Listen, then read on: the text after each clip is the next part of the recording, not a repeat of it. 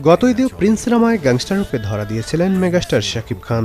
আশানুরূপ ফল না এলেও সেই ব্যর্থতা কাটাতে এবার নতুন রূপে একজন রকস্টার ভূমিকায় ধরা দিলেন শাকিব খান, যেখানে তার নিউ লুক নজর কেড়েছে নেটিজেনদের। শাকিবের প্রেজেন্টেশন, সিনেমাটোগ্রাফি, কালার গ্রেডিং এবং সাউন্ড মিক্সিং হয়েছে বিশ্বমানের, যা নিয়ে প্রশংসা ভাসছেন নির্মাতারা। যদিও প্রিন্সের টিজার মুক্তির পর যেসব বিষয় নিয়ে সমালোচনা হয়, রকস্টার সেখানে পাচ্ছে ভূয়সী প্রশংসা।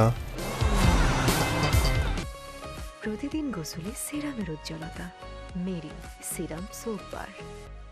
দর্শকদের পাশাপাশি সিনেমার সংশ্লিষ্ট অনেকেই টিজারটি শেয়ার করে জানিয়েছেন তাদের মতামত। বাংলা সিনেমায় এমন কিছু দেখা যায়নি আগে, নিজের ফেসবুক পোস্টে রকস্টার নিয়ে এমনটাই লিখেছেন নির্মাতা হিমেল আশরাফ।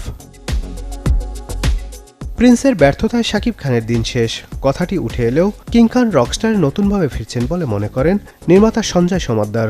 অন্যদিকে এই শাকিবে মুগ্ধ বরবাদ খ্যাত নির্মাতা মেহেদী হাসান হৃদয়। রকস্টার নির্মাণ করেছেন তরুণ নির্মাতা আজমান রুশো, যে সিনেমায় শাকিবের সঙ্গী হয়েছেন সাবিলা নূর ও তানজিয়া জামান মিথিলা।